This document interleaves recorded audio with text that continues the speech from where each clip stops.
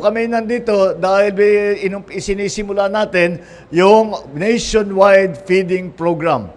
Alam nyo po, meron tayong feeding program noon na pero kulang-kulang dahil namimili pa tayo kung sino yung mga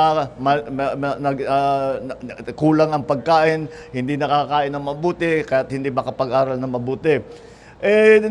Natuklasan naman namin na karamihan naman ay dapat talaga pakainin na lang natin, wag na natin piliin kung sino yung mga dapat bigyan at sino hindi kasama sa feeding program. Ito ay napakalaking bagay para sa akin, dahil alam naman natin na kung minsan ang nagiging dahilan kung bakit hindi makapag-aral na mabuti yung mga kabataan ay kulang sa pagkain. At kaya tinanggal na natin yung problema na yan para tiyak tayo na lahat ng mga pumapasok na nag-aaral ay hindi na kailangan alalahanin ang kanilang kakainin, hindi na alalahanin ng kanilang mga pamilya, ang pamahalaan na ang tutulong at ang pamahalaan na ang magpapakain.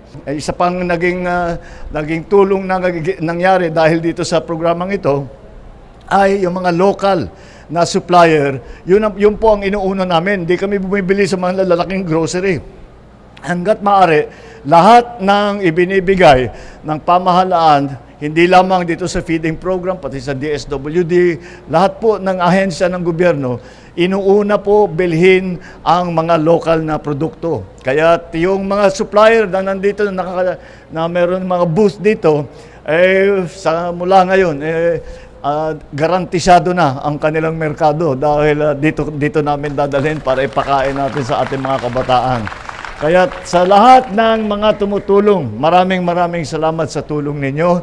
At ito ay napakahalaga dahil alam naman po natin ang pinakamahalaga sa ating mga buhay, ang ating mga anak. Kaya yan ang inuuna natin na alagaan, na sila ay makakain ng maganda, sila ay maging masustansya ang kanilang kinakain, sila ay ligtas sa sakit,